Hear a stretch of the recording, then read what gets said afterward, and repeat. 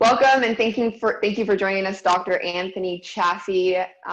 For those of you who don't know who Dr. Anthony Chaffee is, he is specializing in neurosurgery. He is a professional rugby player and a humanitarian who has volunteered overseas. Before we go ahead and dig in, Dr. Anthony, into the carnivore diet, could you please tell us a little bit about your background and what got you interested in pursuing medicine? Well, thank you for having me.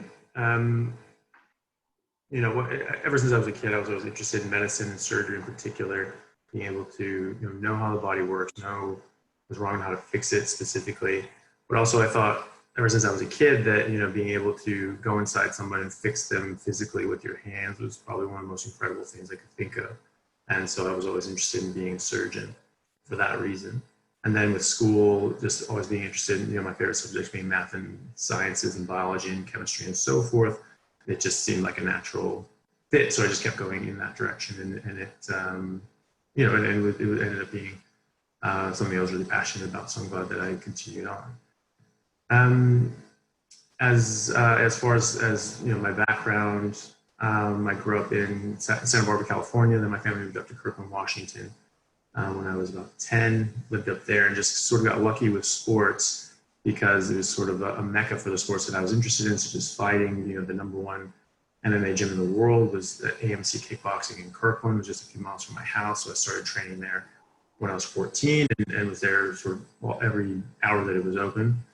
And then I started getting into rugby later on and already had that background of training quite rigorously at AMC. And so that translated into working very hard in rugby as well. And I got very lucky there because there's quite good teams in Seattle. We played in the Canadian Premiership as well. And there's quite a lot of very good coaches and players to learn from.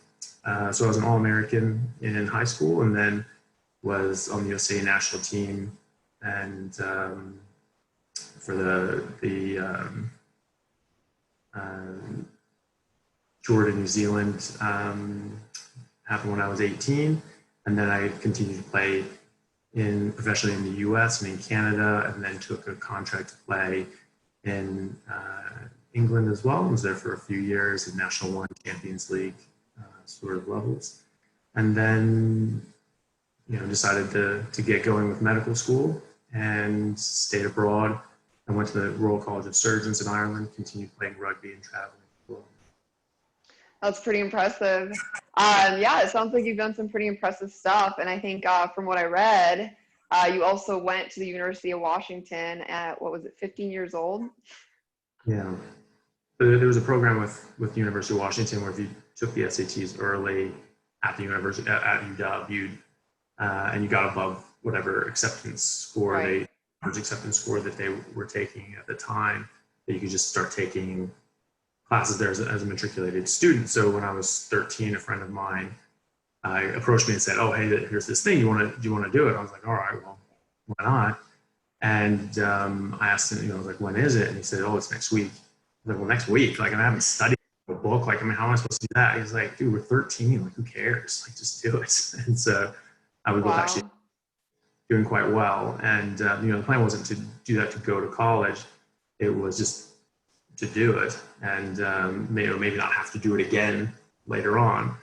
And but then I was taking things at accelerated rate. I was taking all the math classes and science classes at high school when I was in junior high. And I got to the point where I was going into high school and I'd already taken all math and science classes and language classes. I'm like, I'm just going to waste the next 3 years and forget everything and then be at the same level as everyone else who didn't go quicker. Like, what the hell's the point of that? And so I just going to college. Right. No, that's awesome. Sounds like you got a head start. So yeah, I also read that you're in the process of organizing clinical trials showing how high-fat carnivore diet as a treatment modality can help or even reverse many of the so-called chronic diseases that we all face. Can you tell us a little bit about that? It's I think is supported by the data, and it's my view certainly as a professional that so-called chronic diseases that we face nowadays, such as heart disease, diabetes, even cancer, Alzheimer's, and developmental delays such as autism, are not diseases per se, but toxicities and malnutrition. Toxic buildup of species inappropriate diet and a lack of appropriate species nutrition. You see this in any animal. Any zookeeper will tell you, you feed an animal something that it doesn't eat in the wild, something that didn't evolve on, it gets sick. What does it get sick with? It gets obesity, heart disease, liver disease, diabetes, cancer. Dogs and cats, known carnivores, and yet we give them grain and plant-based sort of dry food and so forth, and they get sick as well. They get the same things. We get the same things. And if you don't feed them that, they don't get that. You don't feed us that, we don't get that either. And so there are quite a lot of studies showing this, and in some of it in a more roundabout sort of way, and some in a very direct way. Aboriginals in Australia and Native Americans and Eskimos and so forth, and Inuits and natives up north.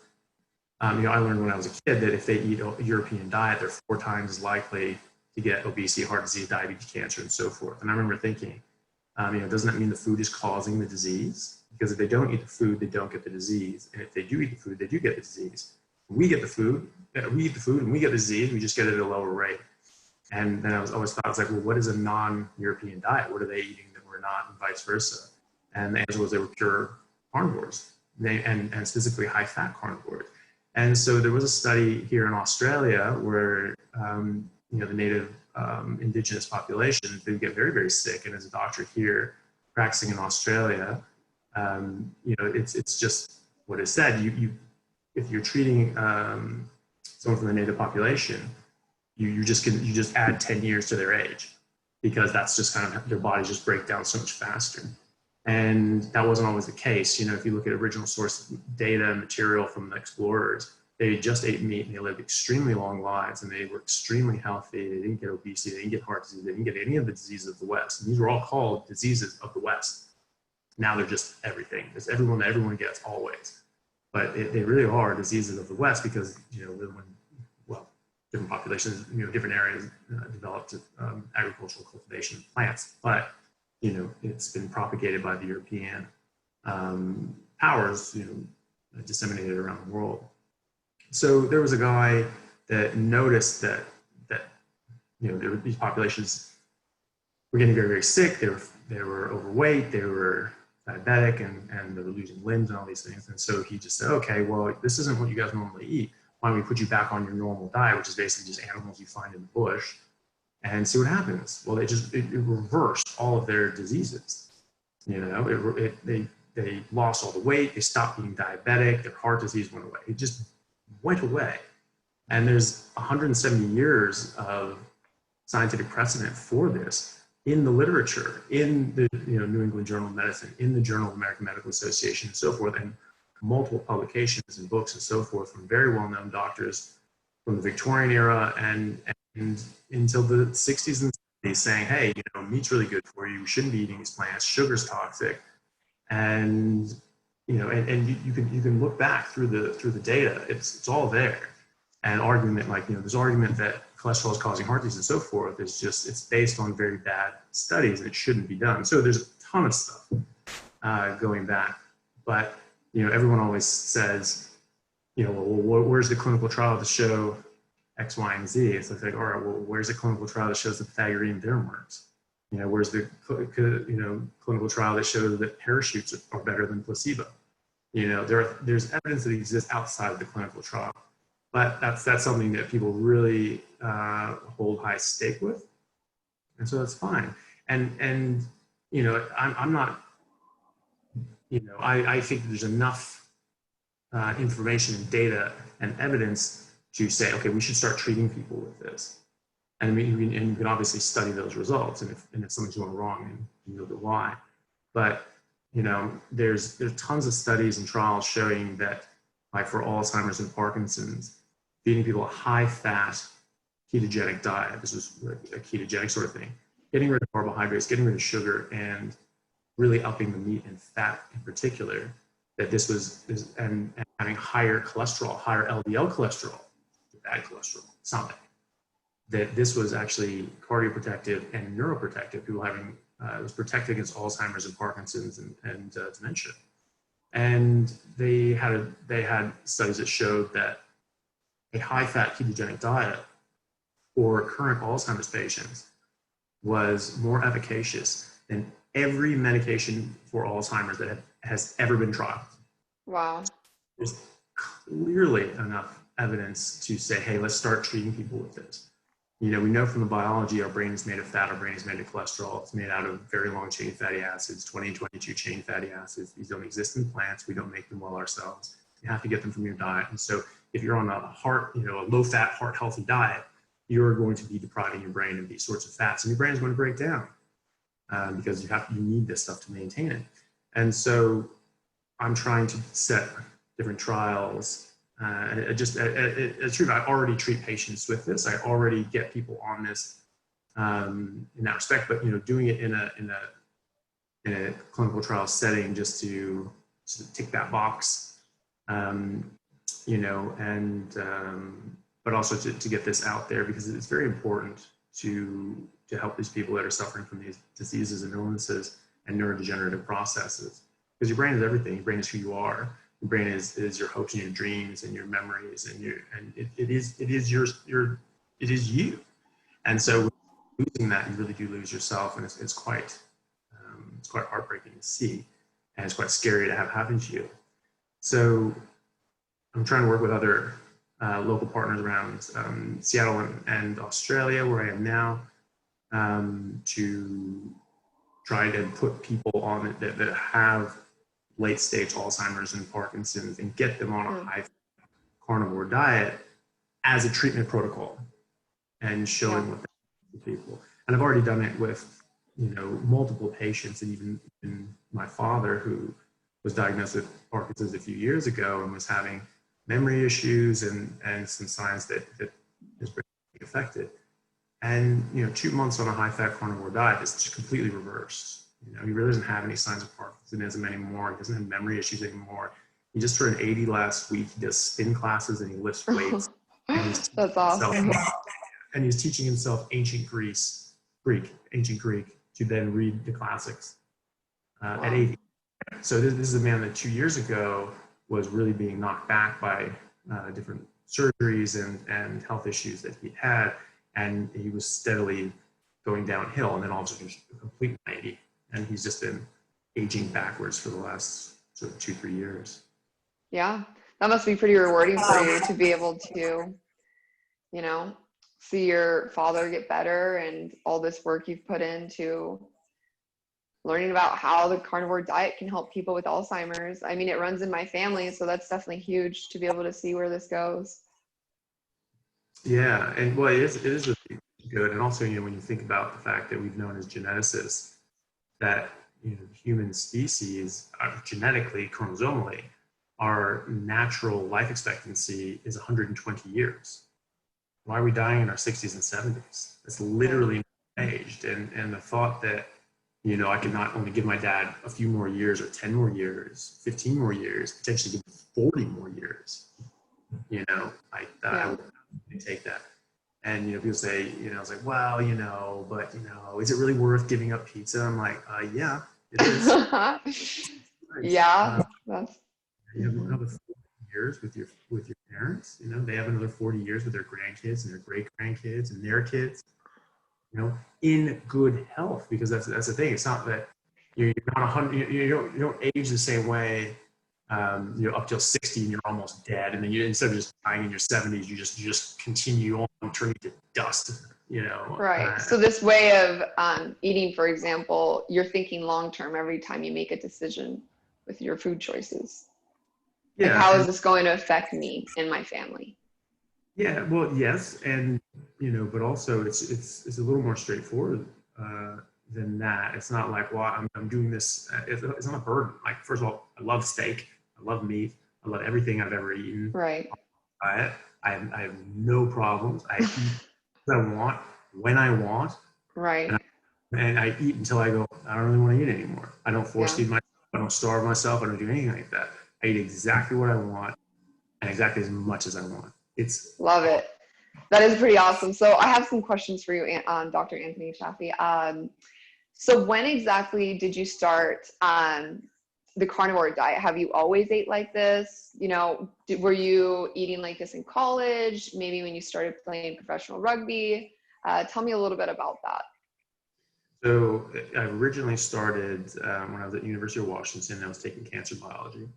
And we learned day one, I learned in 8th grade biology class that, that plants and animals are in an evolutionary arms race where plants try to become, plants try to use poisons, to poison animals so they can't eat them, because they eat them, they die. They don't want to die. We're not in the Garden of Eden. It's kill or be killed out there. Nature is wild. And the animals are evolving to become, more resistant to those poisons. Right, so there's this arms race, just like, gazelles are getting faster and lions have to get faster in proportionality, that's just how evolution goes. So you knew that, and you go out into the woods and you get lost and you run out of food. You can't just eat any plant. Most of them will kill you, right? And even animals that just eat plants, they eat 1 or 2 varieties of plants because the other ones will kill them. So they've evolved to eat this, but not that. So we're learning that from a cancer point of view. And so we're looking at it strictly from sort of carcinogens and sort of inflammatory processes that precipitate a disease process and results in cancer. And so we're learning day one that things like Brussels sprouts had 136 known human carcinogens in them. Mushrooms like white table mushrooms had over 100. And we were just giving lists, literally sheets of paper with every vegetable, every plant that you've ever eaten. And there were 60, 80, or over 100 known human carcinogens in each one found at that time. And this was, when I was a teenager. This is years and years and years ago. So, found plenty more at this point, I'm sure. And they were quite abundant. We've known since the 1980s from work of Professor Bruce Ames from UC Berkeley, who's a professor there. Because, we stopped eating meat, we stopped because it had fat, and we started eating more fruits and vegetables because it didn't have fat, therefore it's good for you. That was the whole argument. If it has fat, it's bad for you. If it doesn't have fat, it's good for you. Just like dirt. Dirt's great for you, apparently. And so everyone was getting really sick, and they were getting fat, and they were getting these diseases, autoimmune disorders, and food allergies, all these sorts of things. And they were like, well, what's going on? We know plants are good for you, so what's happening? Must be the pesticides. And Professor Ames just kind of looked at it and was like, you mean the same pesticides we've been using for 80 years without a problem? Those pesticides? And so he did the studies and he looked at it and he found that 99.99% of the pesticides and insecticides that exist in the plants are naturally occurring. The plants make them themselves. And so that what that means is there's 10,000 times more pesticides and insecticides by weight made by the plant itself, like spinach, than the pesticides we spray on them, okay? And the naturally occurring ones are 1,000 times more likely to cause cancer than the pesticides that we spray on them, okay? So the whole idea about organic, if you grow it in your garden, then it's okay, is completely wrong. Plants are not your friend. Plants are, it's kill or be killed, and they don't want to die, right? Nothing's come through the gauntlet of evolution without being able to protect itself more often than not. And while animals can run away or fight back, plants can't, so they use poison as their main deterrent. And so we're blown away by this, and we're all just like looking around like, he's got to be joking. And the professor just looked at us and he just went, I don't eat salad. I don't eat vegetables. I don't let my kids eat vegetables.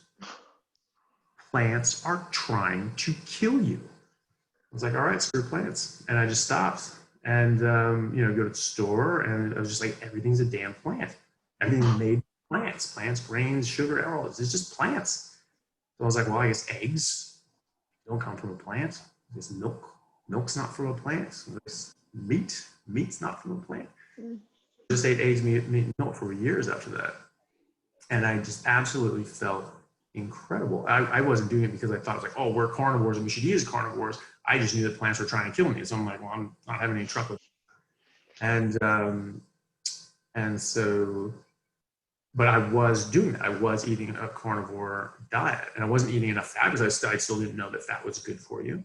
And so I wouldn't have had as much benefits as I do now necessarily, but I felt absolutely fantastic.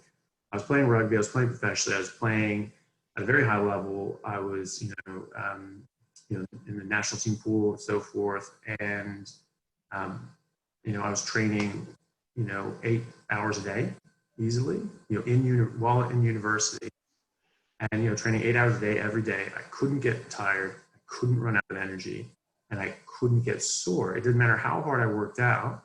I just couldn't get sore. That's something I notice now. I didn't really take in at the time, was that soreness that you feel after you do a very heavy workout. It's certainly not from lactate anyway.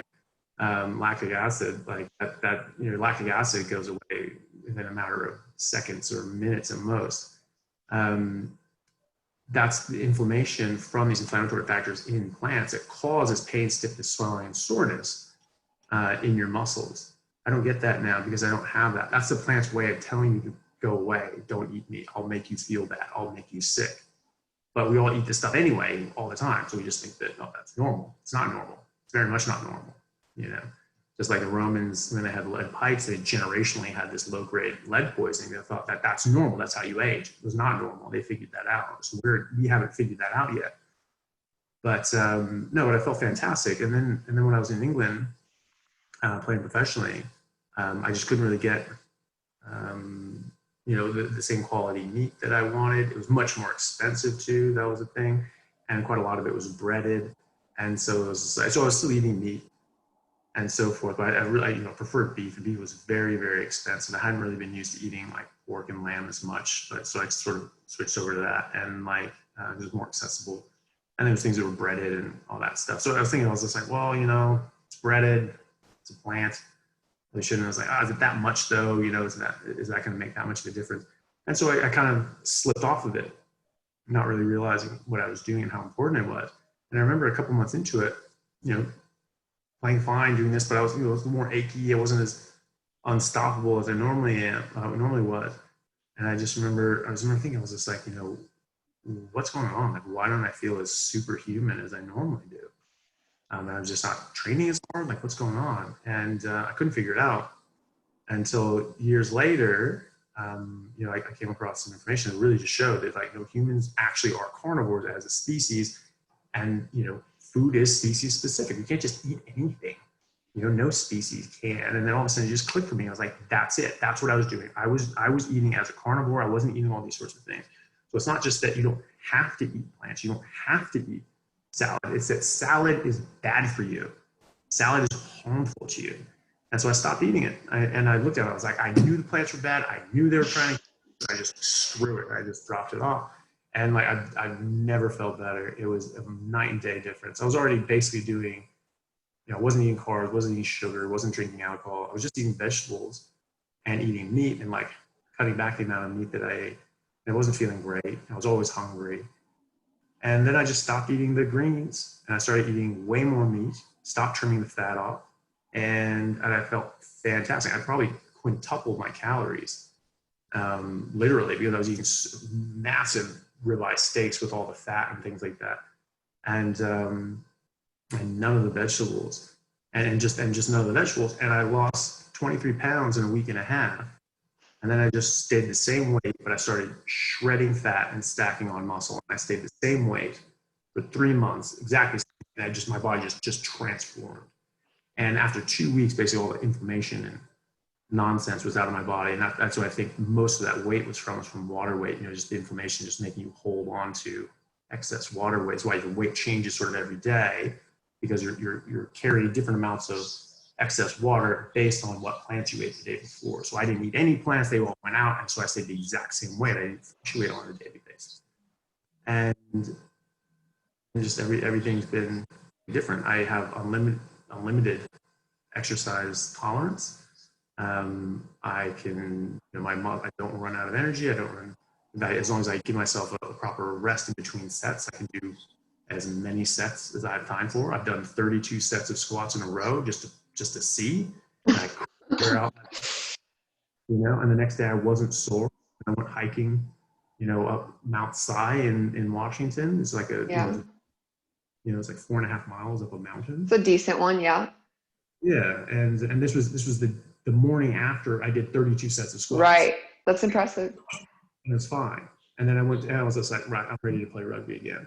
And I went out to the Seawolves rugby team. Was my traditionally my team was Seattle Saracens rugby team in Seattle, which is now turned into Seawolves, which is the Major League Rugby team. And so my friends and teammates were the ones who started that. And so I was playing with them and going to be playing with them in preseason and so forth. And then I was doing humanitarian work in Bangladesh. So I was like, I'd already committed to that. So I had to go. But when I came back, I was like, all right, well, maybe I'll come back in. And then 2 weeks after I went straight carnivore, after, a month after I came back from Bangladesh, I was like, right, it's time to go back to rugby.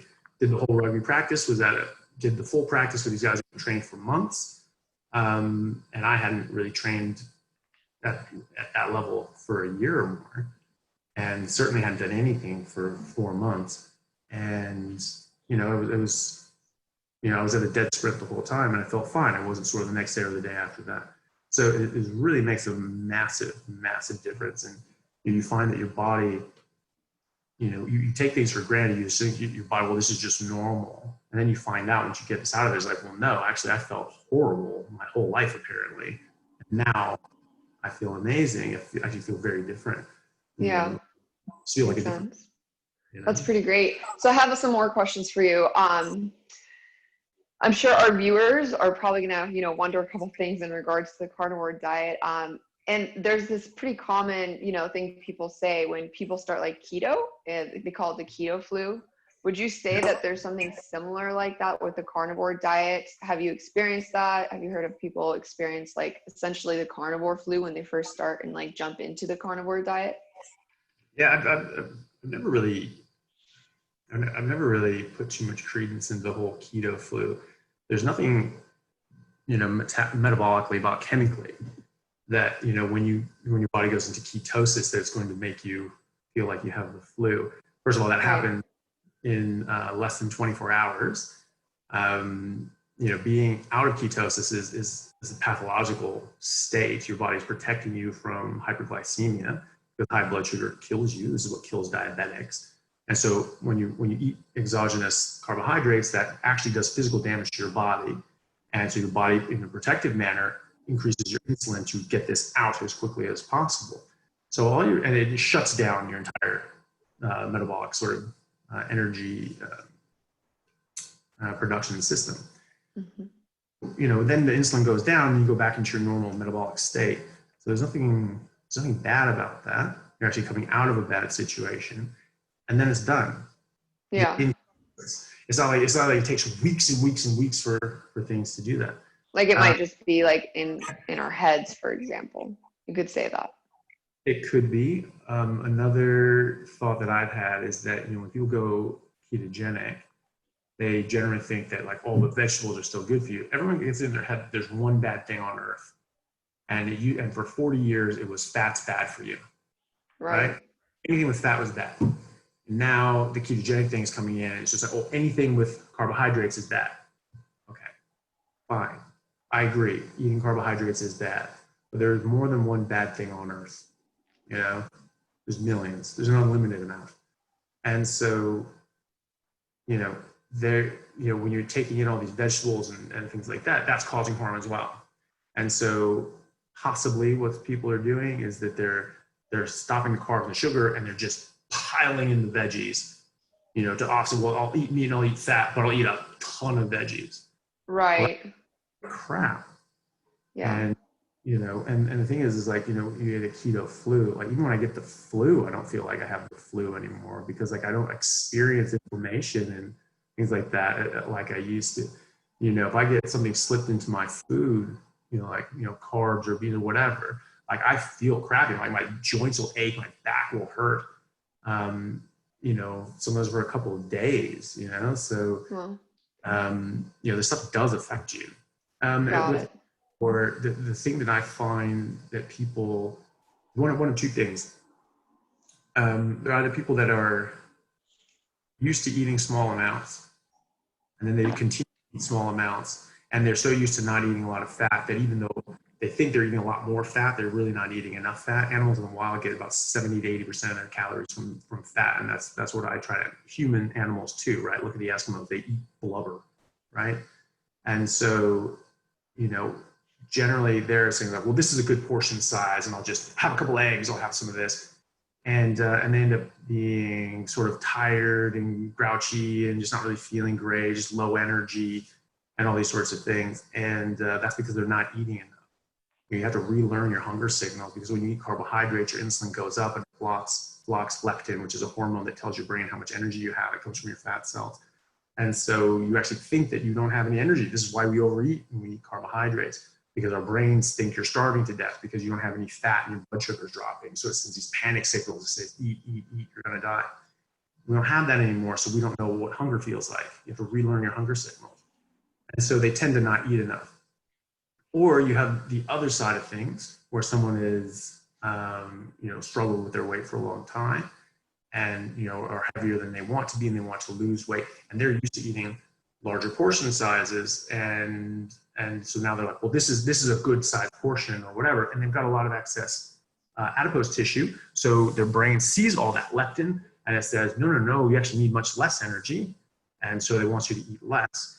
And so then it starts actually tasting bad. At first it tastes good. They're like, oh, this is really good because your body wants it. And then all of a sudden it tastes bad. So they come back to me and they say, well, this tastes, like, I hate it. I eat stuff. I'm force feeding myself. I'm like, why are you force feeding yourself? You don't need to. Just listen to your body. If your body's telling you to stop, stop. And, it's like, does it always taste bad? I was like, well, no, at first it tastes really good, but then like, as I'm halfway through, it starts tasting gross. I'm like, well, then stop. Yeah. So, I haven't experienced any of that when I, stopped eating.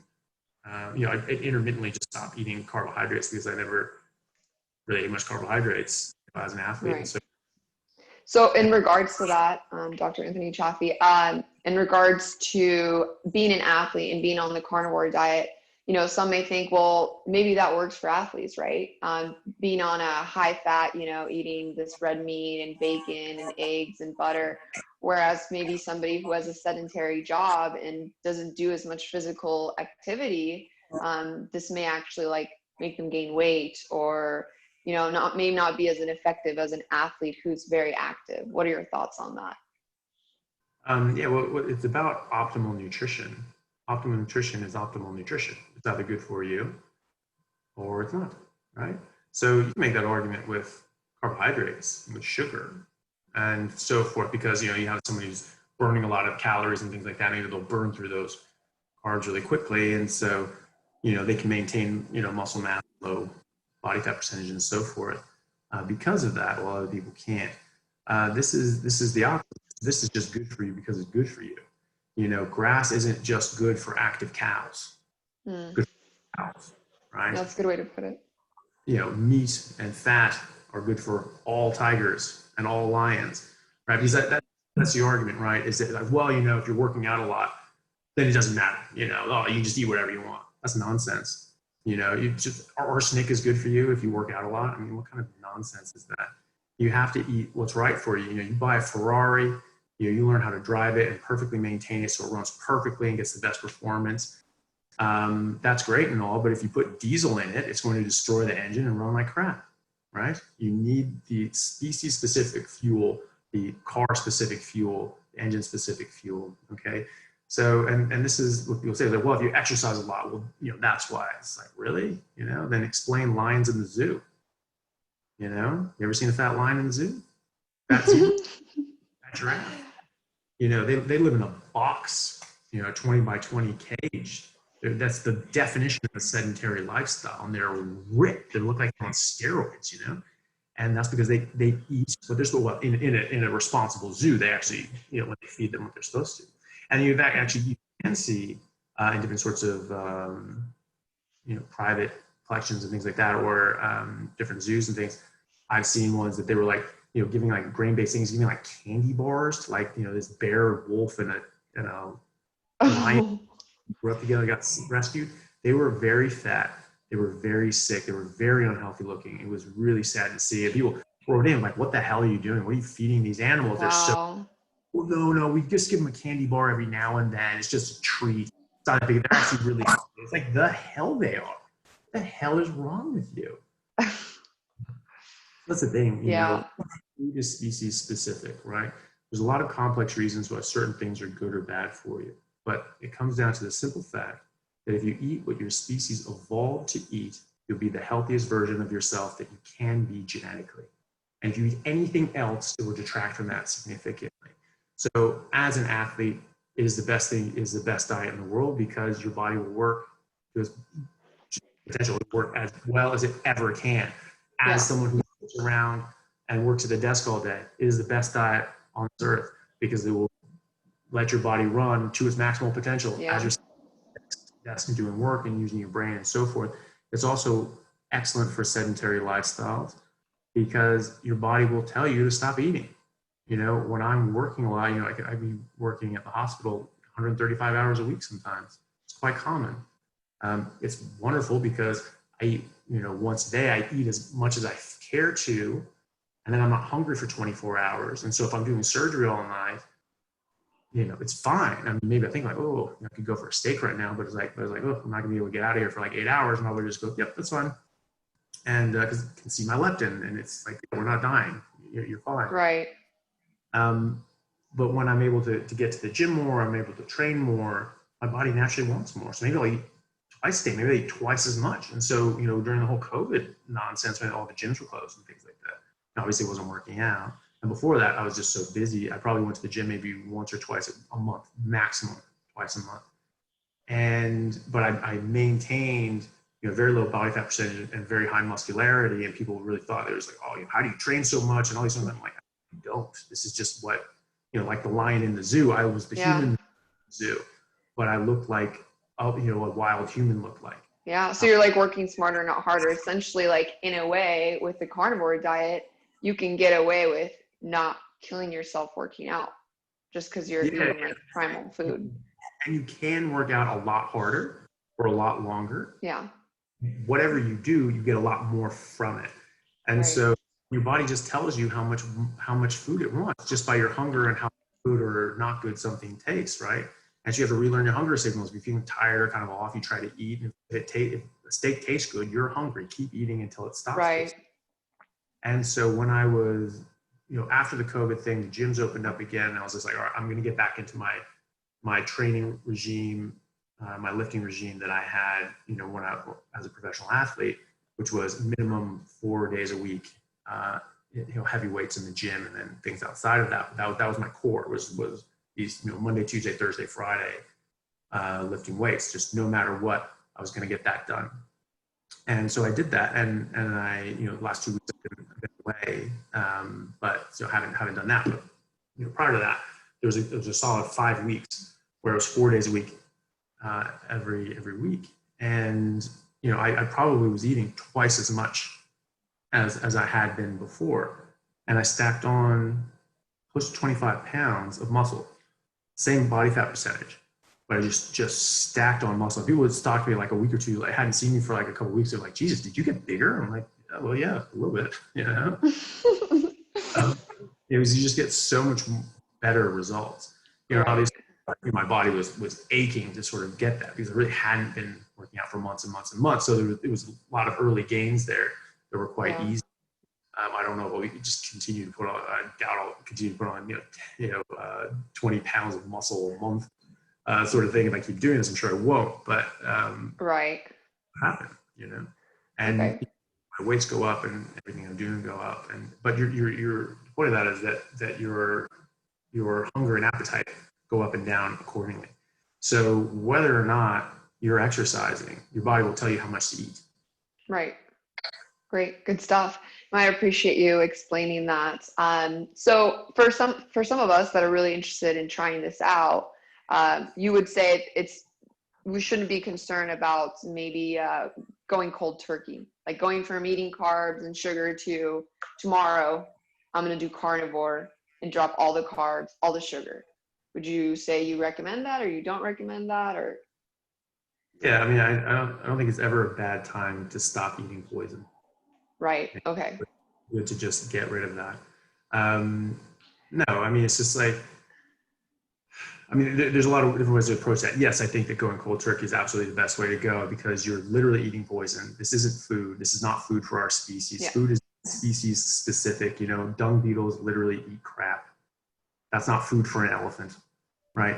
And you know what the vegetation that an elephant eats is different from the vegetation that a gorilla eats. You know, so they're very different too. Food is species specific, and so I don't consider any of that food. So why are you eating it? You know, you can think of it as drugs and withdrawals and so forth. The sugar is a drug, and you do get withdrawals. They go away. You know, it's 2 weeks, it's gone. And so, you know, by sort of slowly limping off of it, like, yeah, it's better than eating a whole bunch of it. But you're keeping yourself addicted, you're keeping yourself poisoned, and you're not getting all the benefits of it. You know, if you're going to, you know, doing something, just stop. Right. Makes sense. And then people have like cheat days. I think those are productive. If you think about it, like you have a cheat day for cigarettes, you know, just like on Sundays, I just smoke on Sundays. And then just all throughout the week, you're just withdrawing from nicotine, just going, God, I wish I could smoke. Right. Almost over it. You just go, oh, okay, now I can smoke. And you smoke because you're able to smoke, and you smoke more than you do. And then you just stay addicted and stay feeling like crap. Right. Yeah. I think a lot of us could hear that. So I'm glad you said that. Okay. Well, I know a lot of us are probably wondering, you know, like, what about fiber? And, you know, are you taking any vitamins or minerals and stuff like that, like nutrients that you're not getting from your diet? Could you just like elaborate, maybe to make someone feel comfortable why they don't necessarily need that on the carnivore diet and that they'll be just fine? Yeah, no, so I don't take any supplements or vitamins or anything like that. You know, we are animals. You know, we live in houses, we have television sets, but we're still animals. Biology still applies. Evolution still, you know, made us. So, you know, you shouldn't need to take any supplements. You know, koalas don't take supplements. Right? Any animal in the wild, they don't take supplements, including human animals, right? If you need to take a supplement just to get basic nutrition, then by definition, your diet is deficient. Think about how many vitamins and supplements vegans and vegetarians take and so forth. That tells you exactly what that's doing for them. But not only is it not, you know, sufficient for basic nutrition, it also has all these poisons that we talked about. So that doesn't have that for us. You know, because we actually are carnivores, and we're actually just trying to make and maintain meat and muscle. So meat and muscle actually does everything. You have like the RDAs, the recommended daily allowances, and so forth. This was created by a guy named Tahys, who also came up with the 7 Nations study, which is one of the arguments saying that cholesterol causes heart disease. We know this now to be fraudulent. We know that he doctored information and withheld tons of other points of data that would completely, you know, blow his theory out of the water. So I'm not too concerned about that in the first place. Also, those were come up with when people were eating a mixed diet, so that doesn't really have anything to say about us. That you need a certain amount of manganese, and there's not enough manganese in meat. Like, oh shoot, well, what does manganese do for you? We always go back to first principles. What does manganese do? Well, manganese helps you process and digest plants and vegetables. Okay, but I'm not eating plants and vegetables. Why the hell do I need manganese? If you don't eat the poison, you don't need the cure. Okay, and same with like, you know, things like vitamin C. You think of these things as sort of like negative nutrients. You know, you're eating something and it changes fundamentally, you know, physiologically what your body needs and wants. So if you eat carbohydrates, you actually need more vitamin C. The reason being, vitamin C sort of molecularly looks like a sort of fructose molecule with a little tail on it. So it actually competes for binding sites in our gut with carbohydrates. And so you eat carbohydrates, it blocks these things out, and you need a lot more vitamin C just to get the little bit that you need. Also, what does vitamin C do? To stave off scurvy. Scurvy is a horrible disease where you don't make proper collagen, your tissue sort of breaks down and gets weak. Very bad, you die. You can die. That's because vitamin C catalyzes a reaction that hydrolyzes 2 different proteins to form properly bound collagen. Okay, you eat meat, especially, you know, less cooked meat. You're getting collagen. You're getting these already hydrolyzed proteins. You don't need the vitamin C. So you actually need less vitamin C on a carnivore diet than you do on a traditional diet. And so I haven't taken vitamin C in years. My gums aren't bleeding. I feel fine. Yeah. Eskimos never take vitamin C. They don't have plants. There are no plants in the North Pole, and they live generationally. So you can't live generationally. You can't live your entire life eating meat. Grow a baby inside you eating meat. Breastfeed that baby while eating meat. Feed that baby meat its entire life, and have that baby make more babies for millions of years, while only eating meat, unless meat is a complete nutrient. If you were down by 1% on one nutrient, one generation is over. So yes, by definition, it has everything because we are carnivores. So no, you don't need to worry about that. If you're eating pure carnivore diet, that actually is everything that we need. Got it. And to clarify, for those of us who don't know exactly what that entails, so you said it, I think pork, like you eat ribeyes, eggs, cheese. What are the other things you eat as a carnivore? It's just so my sort of thing, my hard rule is what not to eat, right? Because eating meat is the thing, but the trick is not eating all the other stuff, right? So no plants, no sugar, nothing artificial, right? And that goes for sauces and drinks as well. Right. Okay? And so you kind of look at what else is going on there. So you go, oh, well, this is an animal product. Honey, that comes from animal. Well, it's sugar, right? So you don't want to do. And then what about spices? Those are plants. What about coffee? It's a plant, and so forth. So coffee and like tea, not really carnivore. I'm trying to think of other things that people don't like. Nuts. So you can't have nuts. Like keto, you have all these nuts for your fats and avocado and stuff. None of that, right? Just eggs and cheese for your fats, milk. Yeah, eggs and meat, really. Okay. What I do is just meat. The best is red meat, like beef. I definitely feel the best one you can get. So the best is red meat, but on the carnivore diet, if you don't have access to red meat, you can have salmon, cod, chicken. It doesn't matter, right? At the end of the day. Anything that moves and had a face. That's a great way. Very, very straightforward. Yeah. Well, some people have problems with shellfish, so it's like, yeah, fine. Right. It's sort of not good. But basically, the SAS and the special forces and things like that, they'll say like, you get stranded out in the woods and so forth, you have to live off the land. One of the main rules is never eat anything that doesn't move. No, that's a good one. And I think spiders, don't eat spiders. Another one. But okay.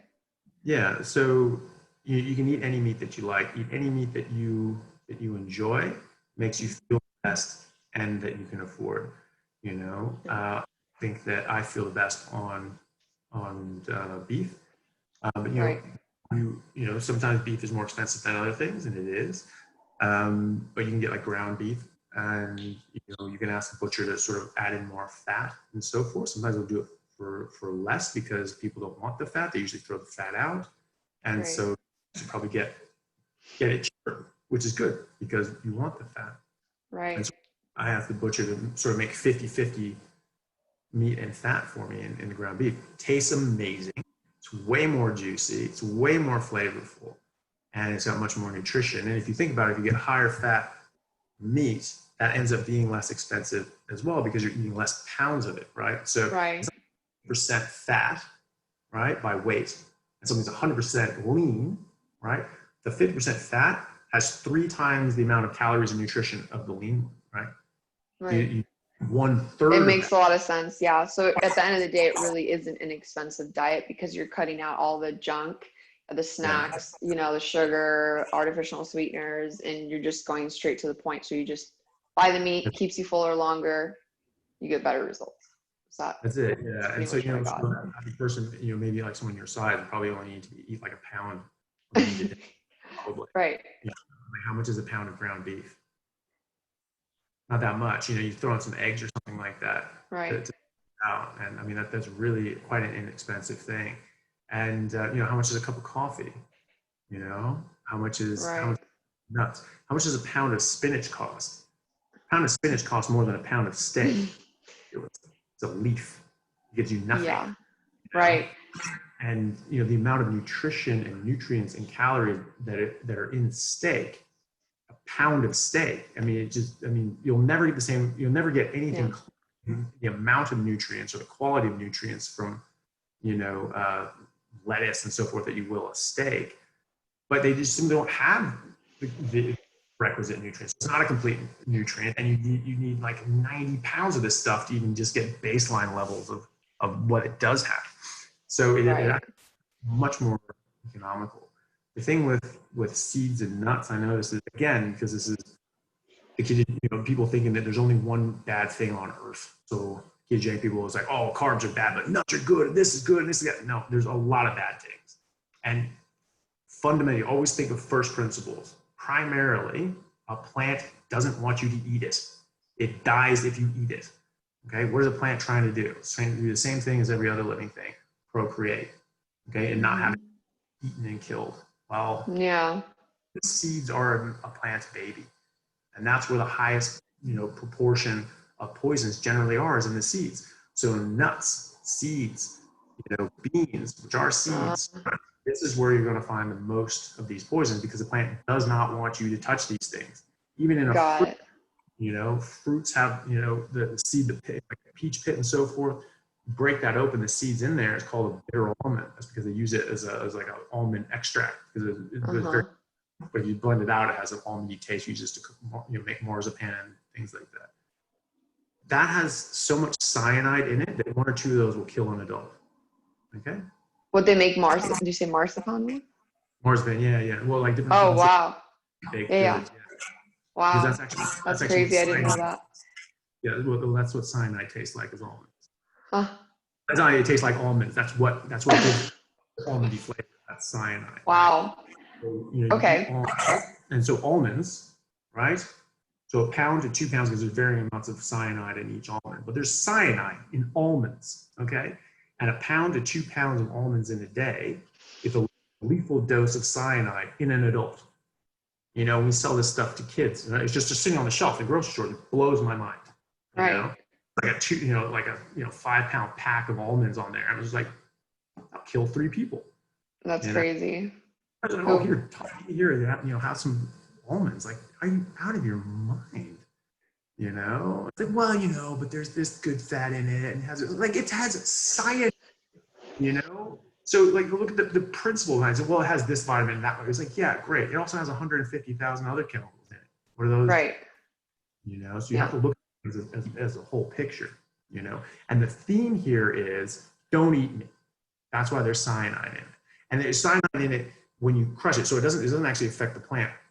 But when you bite it and you break it, that actually triggers this molecule to cleave and release cyanide. Okay.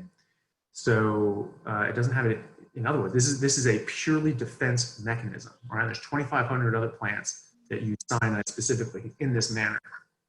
So this is clearly a defense, and this is not the only defense. And that's the theme, is like, it is defending it. So back off. This is not for you. Right? So you never crave like ice cream or donuts or cake, or what if you go to a social gathering and they have dessert? Do you never, on the carnivore diet, ever think back, like when you had ice cream or cake? No. Nothing. No. Yeah, not really. Like, the thing is, it's like, obviously I remember these things taste good, but you think of these things, this is the same relationship that people have with drugs. Sure, right. And so that's obviously direct comparison, but yeah. Our relationship with food is quite pathological. We eat food for the pleasure, the enjoyment, the experience. Right. Food is nutrition. Food is energy. And so that's what we do with drugs. You go to a party and being social, and people are handing out pills. It would be rude not to, and enjoy the experience of it. Well, it's harmful to you. It's doing something wrong, and you do it anyway because you want the experience. Yeah. Fine. I actually don't care what adults do with their own lives, as long as it doesn't affect them. That's fine. I don't care. Right. It's illegal for thousands of years. It was actually, criminally and from an addiction and abuse standpoint, it was actually a lot better before it was criminalized. So I actually don't have a problem with that.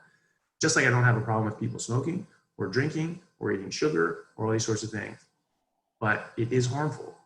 And right. And And so I don't care to do that. And it's that relationship, that drug-like relationship that we have with food that I've gotten out of. And so I don't have that addiction relationship. Yeah. You know, I don't have that, well, I want to eat food because I want to enjoy the experience. I eat every steak I've ever had. If a steak doesn't taste good, you're not hungry. Okay. Makes sense. So if you make your steak the right way and it tastes good, it's essentially dessert itself. You know, my steaks at this point I can make because of how I prepare them and how I, you know, age them and prep them before I ever cook them. Right. This tastes better than any steak I've ever had at any restaurant.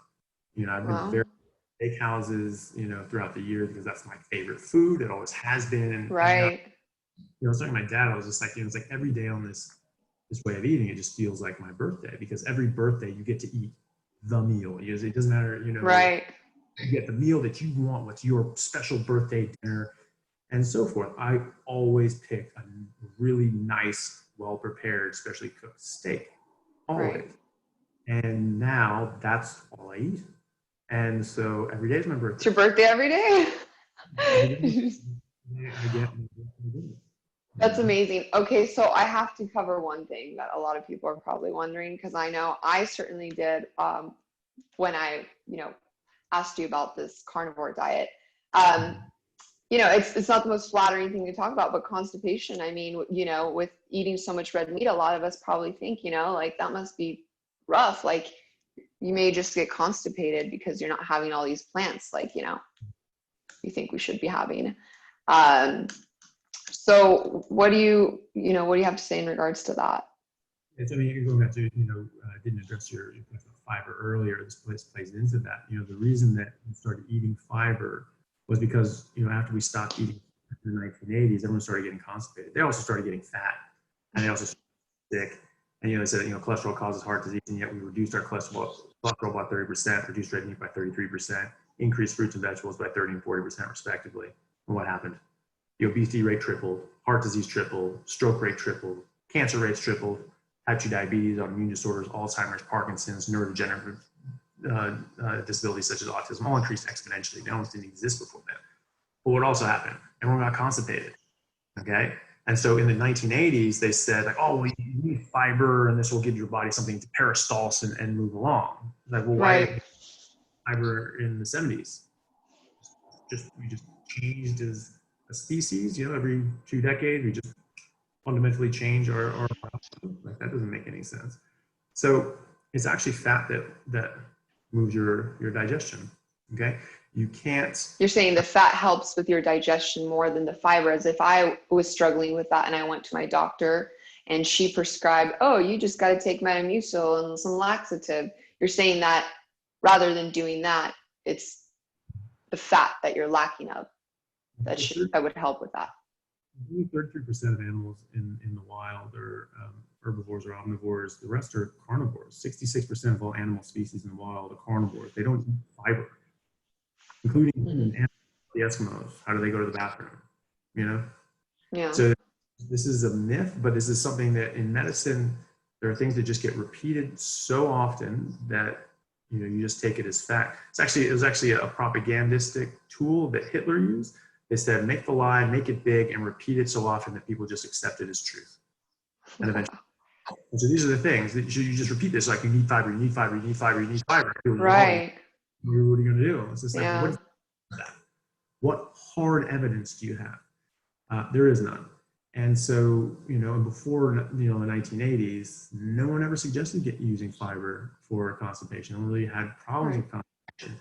So when you eat meat, I mean, there's studies and things going back to, like, you know, the 40s and 50s talking about how the best food, first food for babies is ground beef, you know, because babies can absorb, even infants can absorb 98% of red meat, right? What does that mean? That means you're not shooting out a bunch of waste, right? It's wasteful. You don't need it. Your body can't use it. That was the whole argument about eating fiber. You can't use it. You can't break it down. Therefore, you can feel like you're full and you're not actually getting any nutrition from it. This is a good diet food because everyone's getting fat, right? And so they were like, well, how do we get people to lose fat? Well, you know, the obesity rate in America and the UK after World War II was 6%. In 1980, it was 8% and 6%, respectively. Okay. And then all of a sudden in the 90s, it was 24%. Okay. So this didn't really help not eating fat, right? And so now you're eat more fiber so you feel like you're full. It doesn't make you feel like you're full. It makes you feel bloated. It makes you feel horrible. It actually makes you go to the bathroom far more. And yes, it moves things through before it can dry out in your colon. That's fine. But the thing is that when you're just eating meat, you're absorbing almost all of it. So you're just not making as much waste. Okay. But it's the fat that really that keeps things the right consistency. Because Right. if you're eating enough fat, then it can go, and I'll explain why. So the thing is that at any one time, you really can't eat too much fat, right? Because you only absorb fat with bile. Okay, your bile is secreted by your liver, but it's not made in response to eating fat. Okay, you read this in any gastroenterology textbook. It comes out at a sort of a set rate. Even people that have their gallbladders taken out, it just sort of drips out of the liver at a certain rate, sort of pools in and collects. So you can still absorb fat and so forth. But it does store in the gallbladder and concentrates. This is where gallstones come from, because if you don't eat enough fat, it concentrates. What happens to any hyperconcentrated solution at rest? Forms stones, forms crystals, right? That's what a stone is a crystal. So if you're eating enough fat, you'll never get gallstones. So it's the opposite of what everyone's been saying. So if you're going to get these gallstones, like, well, no, actually, it's because they didn't eat fat. So they think, oh, they only got fat because they were eating too much fat. Like, well, no, actually, they've been going on a diet and they've not been eating fat, and that's actually why they've been unhealthy. And that's actually why now. That's interesting. Bile to absorb fat. Okay, you cannot absorb fat without bile. Okay, and so once you go through all that, you can't absorb the bile anymore, right? So you can sit there, you can eat an entire bucket of lard. You will absorb what you have bile for, and the rest will just go out right through you. There's an old saying, that was faster than fat through a goose, right? Well, that's what that is. You can't absorb it right out, right? You feed it to that and just bang out. It's that little excess fat that you can't absorb that keeps your stool soft, right? Because fat repels water, okay? Got it. So you're not dry it out more than it already is. That could sit in your colon until Christmas. It's not getting drier than fat. Fat is as dry as it can be. It repels water, right? Right. So if there's fat in there, it's already dry, but it's soft too, okay? So your colon is supposed to take the water out. It's hydrated. That's a good thing, right? So we shouldn't be concerned that we're not essentially using the restroom as regularly as we do. If anything, our body's absorbing it. It's good for us. It's actually good that we're not going as often because we're not rejecting the nutrients we're putting in our body with the meat. Yeah, exactly. And you're not, I mean, you can eat, the same argument could be made, oh, you eat fiber because you can't absorb it and you can't get nutrition from it and it fills you up. You eat the same argument with a plastic bag, or just eat a bag instead. You're not going to break it down. You're not going to get nutrients from it, all these sorts of things. The thing is, you shouldn't eat fiber for the same reason you shouldn't eat a plastic bag. You can't break it down. You can't get any nutrition from it, and it harms you, okay? So you get these people that have like these actual big intestinal blockages, usually because they eat a lot of fiber and it gets blocked up, okay? So, and the fact of the matter is, again, there's these things you just get repeated and repeated and repeated. Yeah. It was a guess, it was a supposition that, a low fiber diet, would better tuberculosis and colon cancer and all these sorts of things.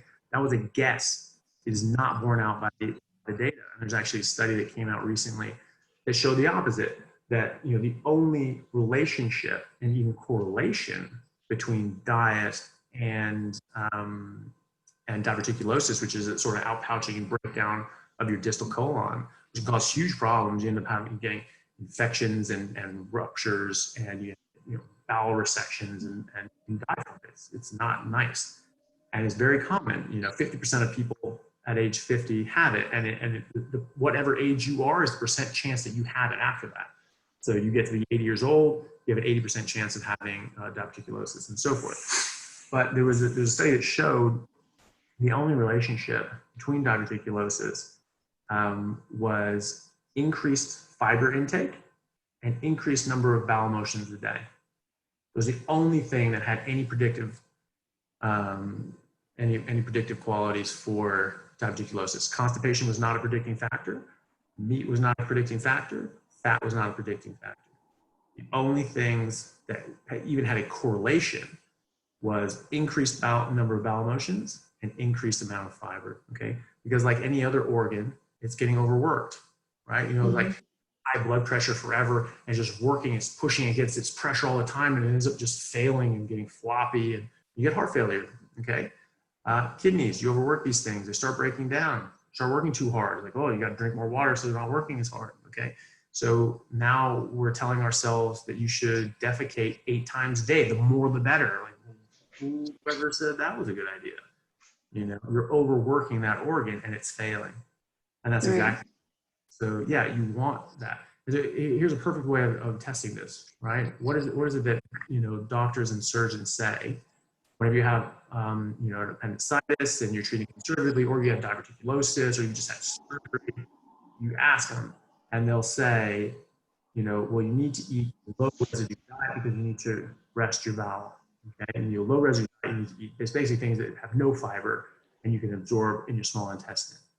Okay, and then you rest this and let it rest. Okay, so what does that imply? That's saying that, you know, it's actually hard work otherwise. Okay, so is that good for your bowel or not? So if fiber is good for your bowel, it should be good in times of distress as well. You know, carnivore diet isn't just good for you, you know, when you're healthy and when you're exercising. It's really good for you when you're sick and you're dying as well, because it's going to be the only thing that's going to have a chance of pulling your ass out of it. You know, it's going to give your body the best chance that it has to fight off whatever the hell you're fighting wrong. So, you know, that, and then as soon as you're, okay, now it gets better. Okay, now go back to eating, like, you know, a lot of meat and stuff like that. It's just like, and then all of a sudden they get another recurrence. You know? Like for a lot of people like to say, oh yeah, you know, my profession as a fitness coach and owning a meal delivery service for about 6 years now, you know, it's something I've been doing for years, you know, and I have people that are, oh, you know, I'm trying not to have too much red meat and, you know, causes cancer. So I get that a lot. Yeah, so there's evidence of that, and there's actually a lot of evidence in the other direction. Okay. Right. And so this is why I'm really glad to have had you today, you know, clarify these things that a lot of people, you know, would be baffled by just listening to this. So I think it's going to be great. Yeah. So the whole argument, again, a series of repetitions, you know, saying that, you know, that red meat causes cancer, specifically bowel cancer. These come from epidemiological studies. They aren't very helpful at all. Okay, but they can give you sort of a broad picture. But there's so many contributing factors, you'll never be able to isolate, you know, the variables. This is why we use clinical trials. You try to isolate variable. Okay, we'll change one variable, right? That's what a clinical control trial is trying to accomplish, is just doing that. So epidemiological studies, they have unlimited amounts of confounding factors that can be contributory. Okay, so they said they found these people as just like, you know, on survey, you know, like, you know, how many portions of red meat do you have a week? And people that said 5 or more portions of red meat a week, they had like a, you know, a 16% higher correlation with bowel cancer or something like that. Epidemiological studies basically don't even consider something valid or significant unless it's over 200%. Okay. So that's when you start sort of paying attention, going, okay, hey, there may be something here. So first of all, who cares? But people latch onto this and they say, oh my God, no, there's increased risk of colon cancer. But they never actually look at the evidence and say, okay, is that actually good evidence of this? Then, you know, there's a lot of flaws in these sorts of things. So a lot of people argued that, you know, there's a lot of confounding factors that increase your risk of all these potential all-cause mortality and so forth. That's another one with red meat. People eat meat, they die more often. All-cause mortality. What does that mean? That means all causes. It's not cancer. It's not heart disease. That's not diabetes. All cause. Okay, so, you know, if you die in a plane crash, it really doesn't matter what you had for dinner last night, right? That's immaterial. Okay. Mm-hmm.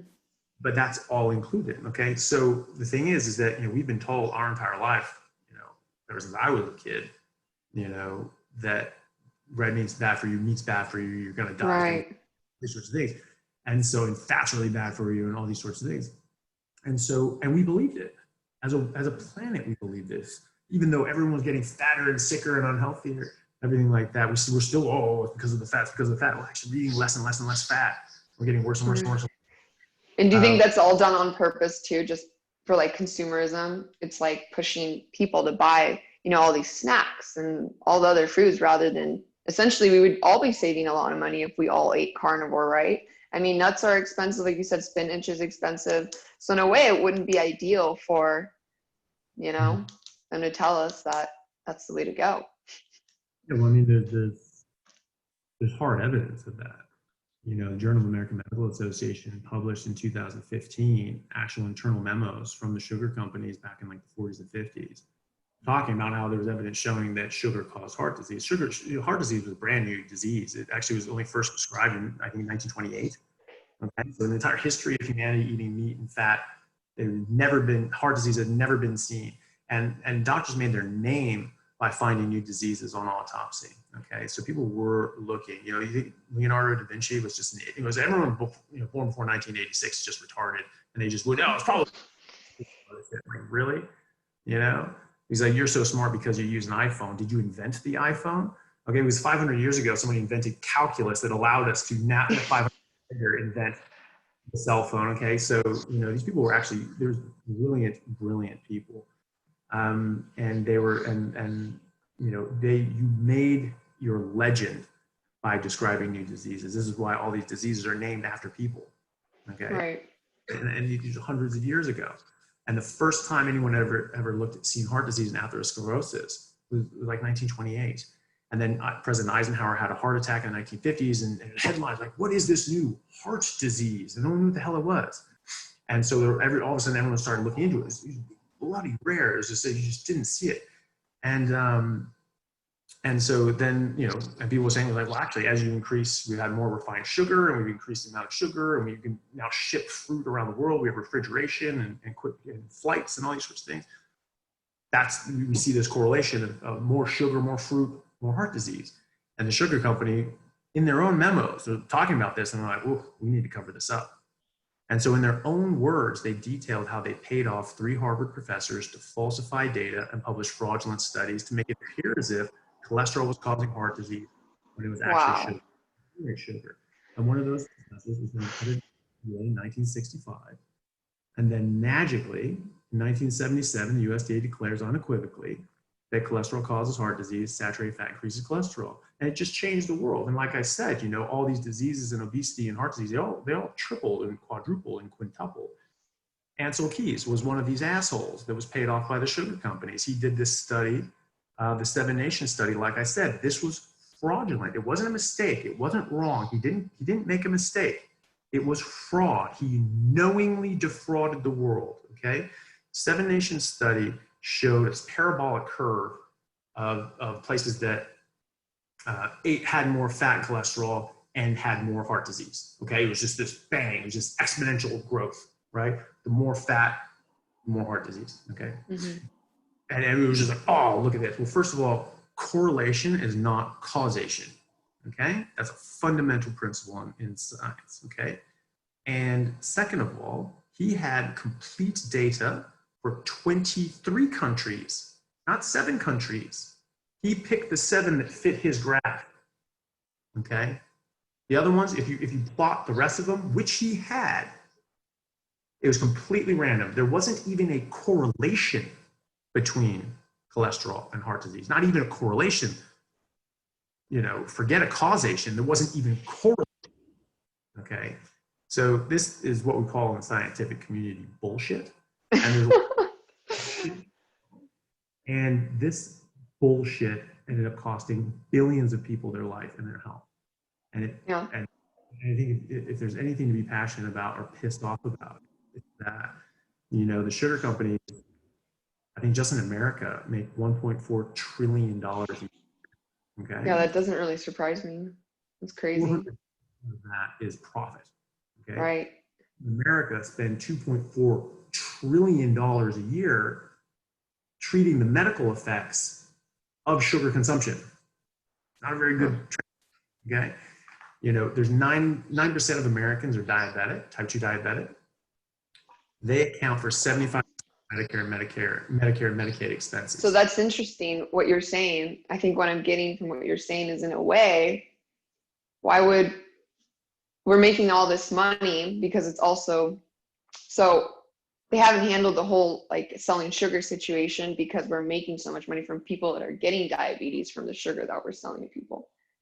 Well, I mean, I don't attribute any sort of malice to people trying Okay. to do things. I have no evidence of that. Right. There is hard evidence to show that the sugar company paid these guys off. They paid them $6,500. That's it. About $5,000 in today's valuation. That's what the health of the world cost them, was worth to them, right? And obviously they funded their research and things like that. And you draw your salary off the grants and so forth, which is also illegal because they weren't disclosing that they were getting grant money from the sugar company. So this is all. But I haven't seen any evidence to say that people are in bed like, oh, let's keep people sick so that we can sell them this sort of stuff. I've spoken to a doctor that knew this, before I did, but also that didn't. Once they heard this, going like, Jesus Christ, yeah, let's change this completely, because I was telling that my mom was a type 2 diabetic for 22 years, and 2 months on a high-fat carnivore diet, she came off her 3 oral medications, and she dropped insulin from a very high dose, 64 units, down to the minimum dose, 14 units. She dropped her HbA1c from 8.9 down to 6.1. And people who understand what that means, it's very high to normal for a non-diabetic. 2 months, okay? Wow. While coming off all of her medication as well. And her doctor just looked at her and she just said, how the hell did you do this? What the hell did you do? Diabetes is a progressive disease. It only gets worse. How the hell did you do this? And I was like, well, Anthony's been doing research into this, and you can see we're actually carnivores as a species, and fundamentally it's changed. You eat carbohydrates, it changes your biology and changes your biochemistry and so forth and all that stuff. And so, he's been doing a lot of research on it. And she said, I'd really like to take a look at his research. She's a very smart lady. She's an MD, PhD from Harvard with a PhD in biochemistry. And I went in and talked to her for an hour and a half. I was like, we're looking at biochemistry all wrong. We're calling this a fed state, this a fasting state, ketogenic state, starvation state. But I disagree. I argue that this is our primary metabolic state. That's the primary metabolic state of all animals in the wild. That's where all of our heavy machinery comes to bear. And we started talking about this, and we started talking about the data and the studies, and we just for an hour and a half, she was like, geez. And she just did. She's like, right, well, I'm taking you off this, I'm taking you off Lipitor, I'm taking you off all these sorts. Wow. So today, is your mom still taking all those medications, or is she off of them? No, she's off all the oral medications. That's good. And I think she may still take just the minimum dose of Lantus, just because her, she's just insulin dependent for so long, but it's minimum dose. Sure. And she came off, for a few weeks or whatever, so her body was making something. Right. And so, but it just wasn't quite controlling her blood sugars properly, and so she came back on it. Sure. And sometimes damage is done. She was type 2 diabetic for 22 years, and you don't become a type 2 diabetic without hurting yourself for decades. Right. And so, but there are studies and things like that that show that going on actually just fasting for 4 days a month. Yeah. Just in animal model, they've done this in rats and mice, and they're starting human trials. But that fasting for 4 days a month can actually reverse type 2 diabetes and reverse type 1 diabetes, meaning that they'll regrow their beta islet cells and start producing insulin again. Wow. And it's I use this as an example for carnivorism, because they say, like, well, no one wants to fast for 4 days, or that sounds awful. So what we'll do is we'll make a fasting mimicking diet, basically meat and fat, and no carbs, and just eat that. And it mimics fasting, and you get the same exact results, okay? Or maybe this is what you're supposed to be eating anyway, and your body just works properly when you like, and that's what people say is it's like. So you don't actually do that. You as a carnivore do not fast like 4 days without any food. Here's the thing. People say it's Because like, you oh, have no reason to do it for, correct? You're not trying to like get rid of anything bad per se. that's the thing. It's like it's not a fasting state. It's not a fasting metabolism. This is our primary metabolism. The reason that fasting is beneficial to people is if they're eating stupid shit. Right, if they're eating junk. Stop eating that, and magically you get better. It's just like, oh, when I stopped drinking leaded water, all of a sudden I feel better. I went on a lead, feel great. You know, it was like, well, now Yeah. I can lead again. Like, I think you shouldn't though. You know, it might not be a thing for you. And there was a lady, very well educated woman. Actually, was a student of Professor Bruce Ames.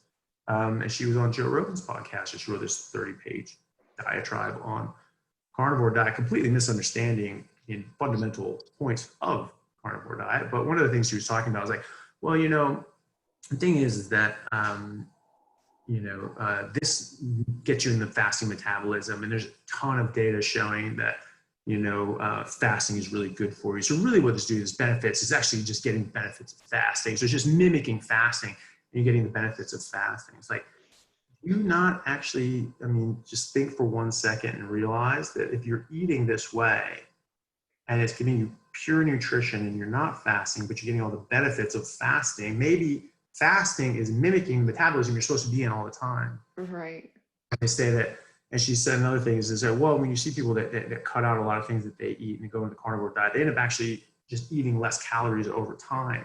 And so that's really all it is, just calories in, calories out. So there's no trick to it. It's just like, do you not realize how significant that is? That your body is naturally limiting your calories and telling you exactly how much to eat. Yeah. Little to eat, to exacting degrees. You don't need a calculator. So it's more sustainable, in other words. It's straight to the point. You don't have to worry about how many calories you're having and but it's your body taking over.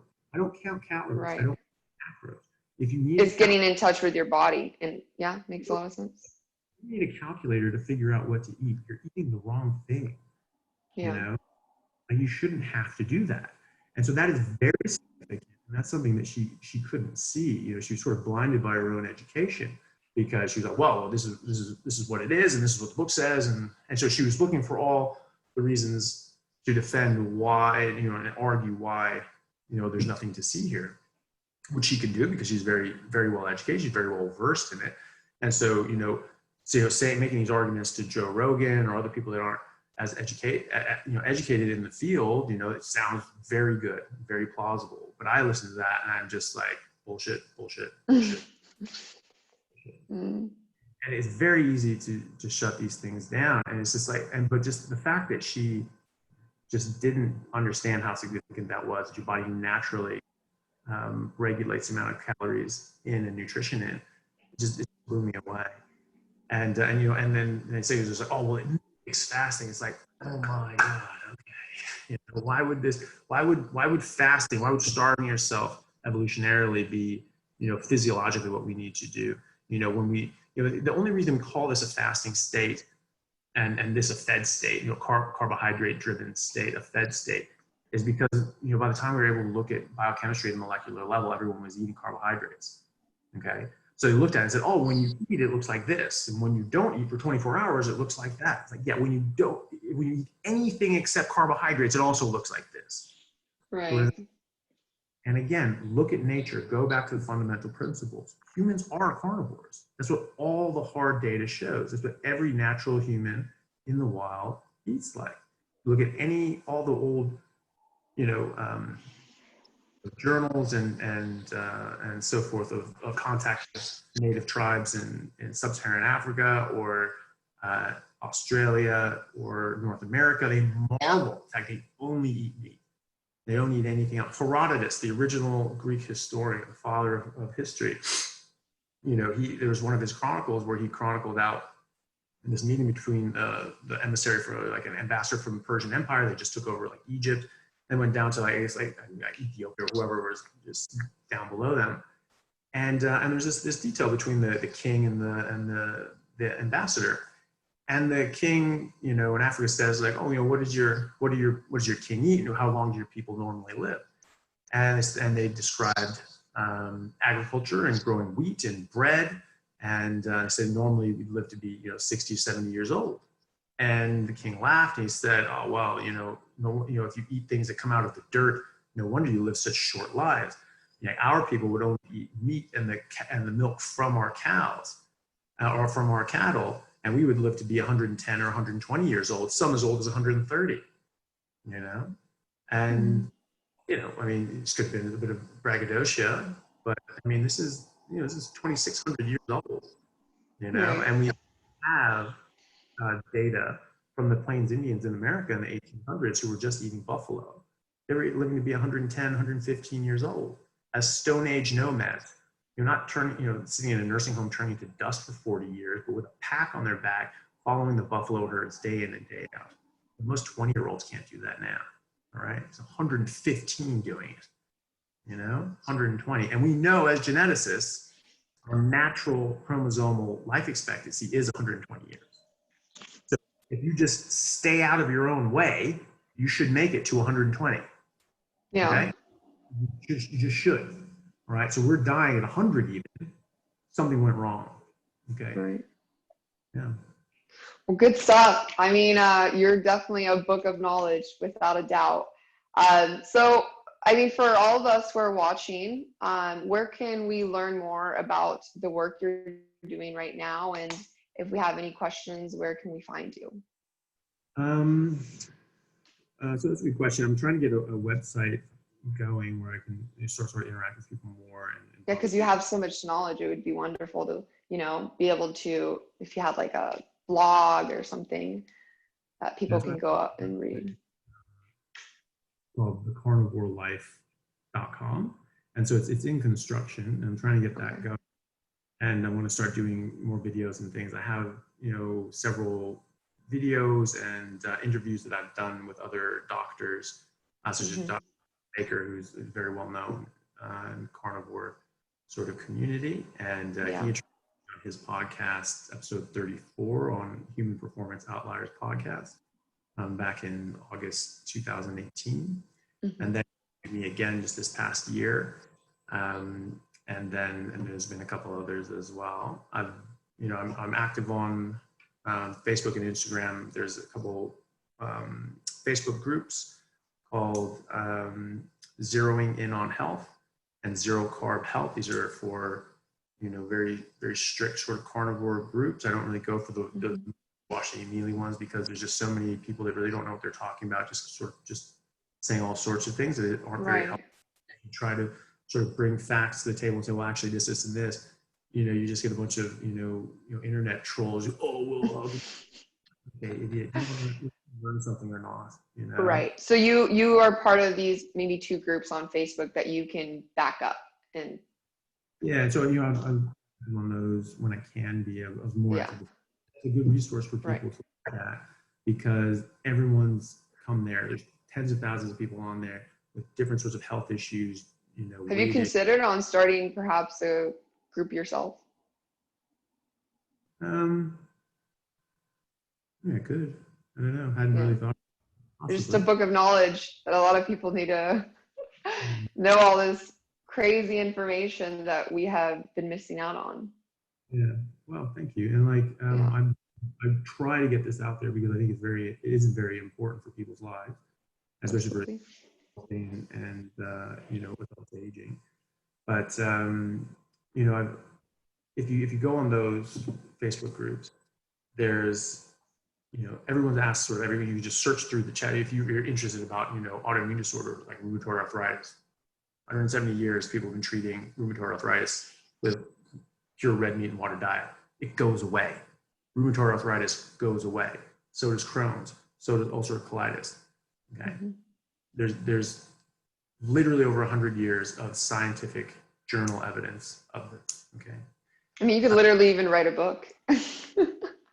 I'm writing things up at the moment. But You're what? I am writing things up at the moment. Okay. But, it's quite difficult with my work commitments at the hospital. You have a lot going on, yeah. I'll definitely under the description in the video, I'll plug in your handles for the social media, and then everyone can find Dr. Anthony Chaffee on his social media and follow him and learn more incredible things you probably didn't know about. Hopefully get that website up at some point. Yes, let's make it happen. Well, it's been a pleasure having you, Dr. Anthony Chaffee, and I hope to talk to you soon. Sounds good. Thank you for having me. You're welcome.